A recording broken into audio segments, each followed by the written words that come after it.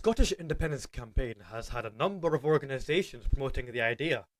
Whilst we all know about the SNP and the mainstream political parties as well as Yes Scotland, there is also, all under one banner, Believe in Scotland, Radical Independence Campaign, Salvo, and Sìol Nan Gàidheal. Wait, but aren't they fascist? No. The reality is actually kind of the opposite. So today in this video, I will push back on the mainstream unionist lies regarding SNG and hopefully convince you that they aren't fascist as well. Firstly, it's good to understand where this fascist label came from.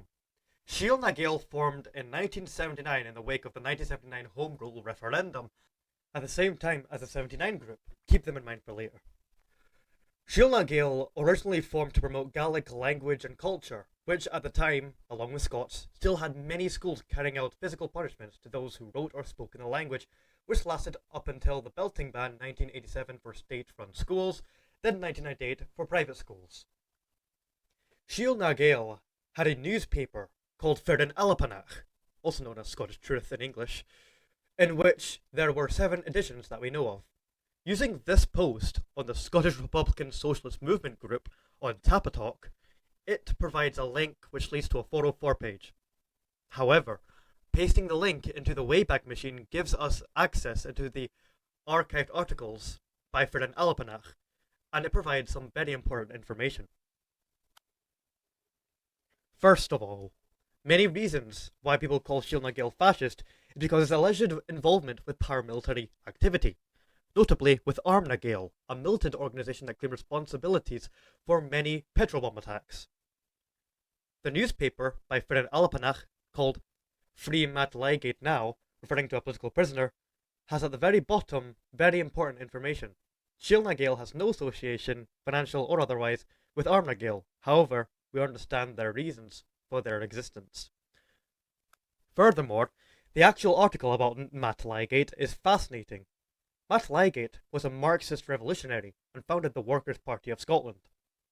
He served the longest ever sentence in Scottish legal history for robbery, despite not committing bodily harm, serving 11 years of a 24-year sentence in HM Prison, Edinburgh. Very weird for a fascist organisation to promote Marxist figures and calling them freedom fighters, is it not? Furthermore, this completely disproves the Wikipedia articles on SNG's claims that Firinn Albannach had anti-communist writings, if one of their editions was about praising a Marxist revolutionary. Furthermore, they promote many leftist ideologies which are prominent even today, such as their edition called Saltire Flies Over Stirling. It says in reference to criticising the SNP National Conference regarding devolution, NATO is still a war machine which exists to uphold imperialist principles whose dogma threatens total destruction. Furthermore, according to the link to read in Firinn Albannach edition called Siege of Quarry Street, it states that this publication was put together mainly from members of the SRSC, the Scottish Republican Socialist Clubs. You get the picture. Firinn Albannach's official editions do not have fascistic elements. Instead, they seem like the typical revolutionary socialist newspapers pushing for decolonisation. The 79 group was a socialist or far-left faction within the SNP formed roughly around the same time SNG did. Back to Firinn Albannach's edition called Scotland the ? It promotes the 79 group, saying the 79 group had clear and precise aims, namely the formation of a Scottish Socialist Republic. Even though not a member, I had a lot of sympathy with this objective. The myth of the newspaper supposedly holding anti-communist views likely comes from this line. The executive compromises of one SNP member, Stephen Maxwell, expelled unjustly, SNP, 4 British Labourites and 1 Communist Party of Great Britain. How can nationalists be expected to work under people who do not even recognise the existence of Scotland and to uphold the ideals of the British state to the detriment of Scotland? Taken in context, this passage appears directed at unionist constitutional politics rather than communism itself.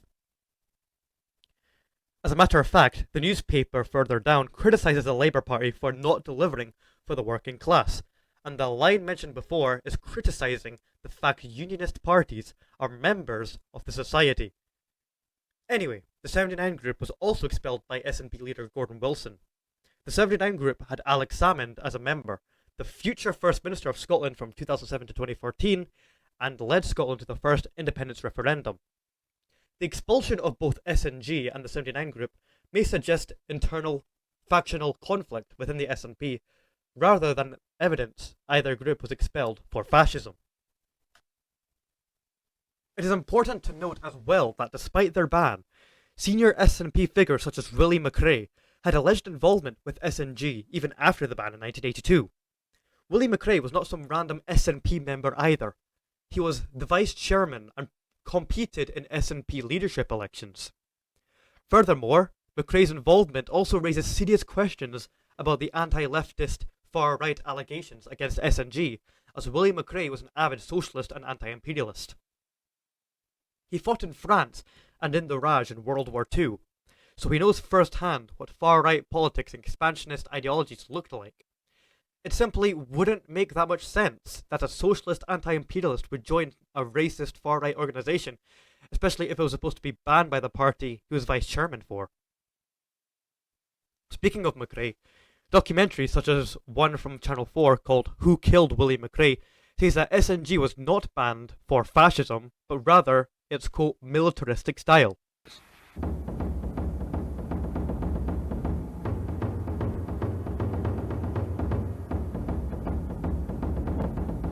Willie McCrae had a long association with militant groupings within the nationalist movement. He was associated for a time with an early version of Sìol Nan Gàidheal, or Seed of the Gael, which was later expelled from the SNP because of its militaristic style. Possibly referring to SNG's sympathies for Armagh Gael or the SNLA, which the SNLA was supposedly also a leftist paramilitary. Furthermore, the 1320 Club merged with the SNG in 1982, the same year SNG was expelled from the SNP. And the 1320 Club, funnily enough, was partially founded by former SNP member Douglas Young. Other founding members of the 1320 Club include Wendy Wood, an English-born Scottish independence advocate and one of the founders of the SNP, Oliver Brown, a founding member of the National Party of Scotland, which was centre-left, Hugh McDermott, a Marxist-Leninist, and Frederick Boothby, a paramilitary leader who got advice from Matt Ligate. Boothby, however, may be where the fascist label came from, as his paramilitary called Army of the Provisional Government did have some far-right views. However, he himself was unpopular within the 1320 Club, despite Ligate defending his revolutionary ideals. Though recognizing the ideological differences, instead, Ligate was a believer in revolution, but far from supporting the far right.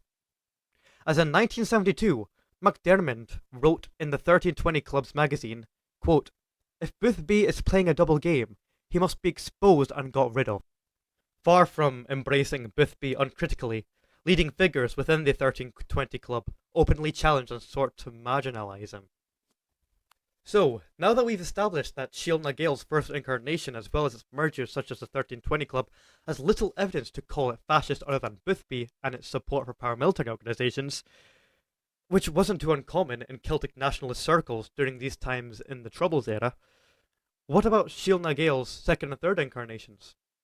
Well, those two incarnations were founded by Jackie Stokes, who is a Republican socialist and pacifist.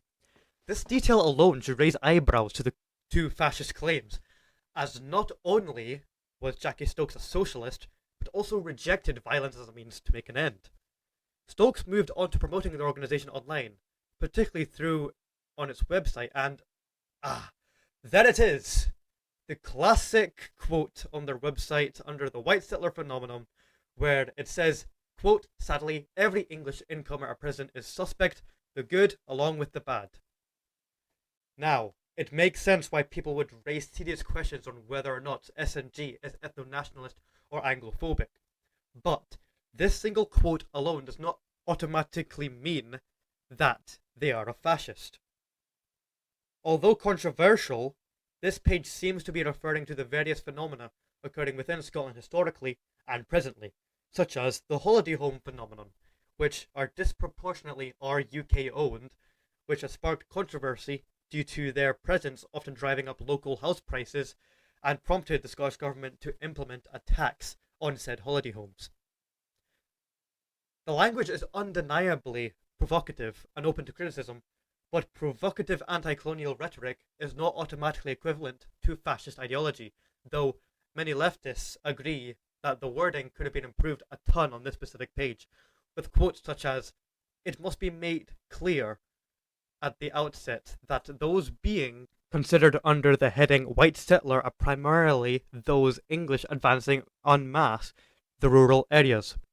However, related movements of English decision makers into commercial centres, of English administrators into every area of national life, and of English students into our universities also form elements of the same overwhelming colonialist thrust and demand our concerned attention. As well as, thus also by implication, we embrace identification with other dispossessed and disempowered peoples throughout the world, and with the great leaders of worldwide anti-racist and anti-imperialist tendency, such as Mahatma Gandhi and Martin Luther King." This page seems to be referring to Scotland in an anti-colonial lens, and therefore, if anti-colonial critiques of land ownership are treated as inherently fascist, similar accusations could be levelled far more widely. Furthermore, their Facebook page insists that their citizenship in the New Scotland page shows their ideology towards foreigners. So let's have a read. "Those who have arrived from England have not had an identifiable arrival time, but rather have trickled in Scotland over the period of the Union and before the direct result of the enduring hegemony of England in this unbalanced relationship. They are individuals who have legitimately exercised choice in where they live, and we welcome them, recognizing the huge compliment implicit with the decision to reside amongst us." This quote contradicts the claims that in their white settler phenomenon page that they're ethno-nationalist and Anglophobic, as they are saying that it is a, quote, "huge compliment for English people to arrive to Scotland and separates the elite class from England to the ordinary working class." Furthermore, the website itself has not exactly been updated for about 6 years now, and their own Facebook page says it's an archive. Speaking of their Facebook page, on the 15th of January 2020, they replied to a comment asking what the meaning of their flag and logo meant. They replied with something very revealing, quote, "A Gaelic A representing the ancient name of our country, Alba. The Celtic knotwork surrounding it represents both our Celtic heritage and also the interwoven strands of all the peoples who have become Scots and part of our heritage. The black background is mourning for a nation no longer free and independent, and the saltire is a symbol of Scotland. Thanks for your interest." This reinforced the anti-colonial lens that SNG has for Scotland, but also that their logo is intended to be inclusive for all those who came to Scotland and called it their home.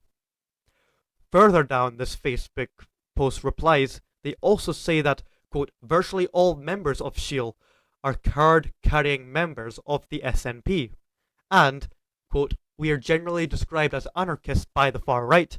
We're mainly left-leaning, and the reason why the far left calls us fascist, mainly because we're left-leaning but don't agree with all the things the Socialist Workers' Party comes out with, because we're realists."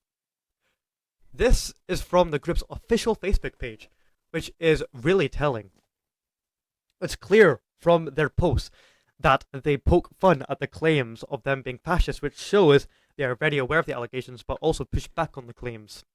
It also shows that the SNP ban is not exactly enforced anymore, which is also very interesting detail.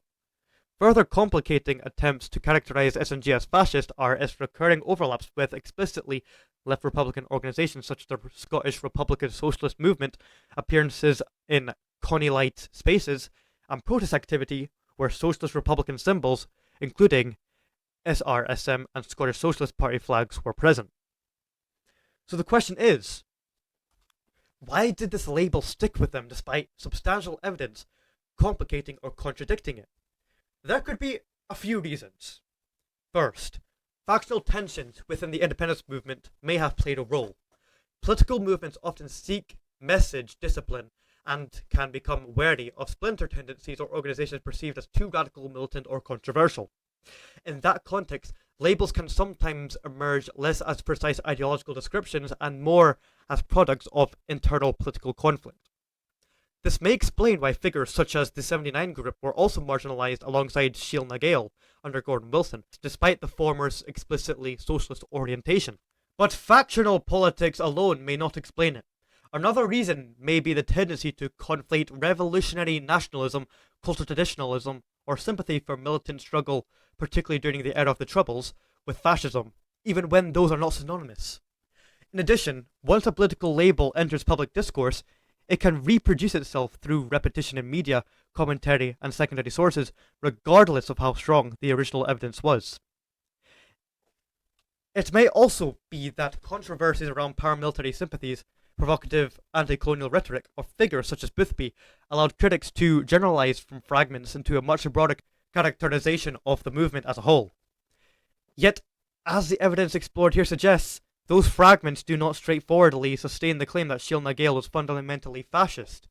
Rather, they point to a more complicated reality, one shaped by factional disputes, ideological misunderstanding, and the persistence of political myths.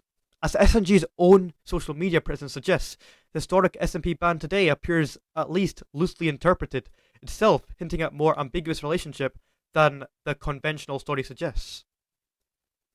In conclusion, Sìol Nan Gàidheal, despite being controversial, does not appear to be a fascist organisation. Instead, it seems more of a radical revolutionary organisation that is mostly leftist and civic nationalist. So, what can we learn from this? I would say we should really read into the newspaper than page 1. And also, to not trust the mainstream unionist media framing political opponents as anti-English racists.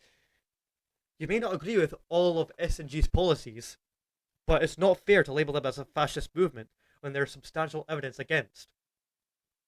Thank you for watching, and subscribe to Alba Rising, Scotland's story in Scotland's words. Subscribe to keep the movement going.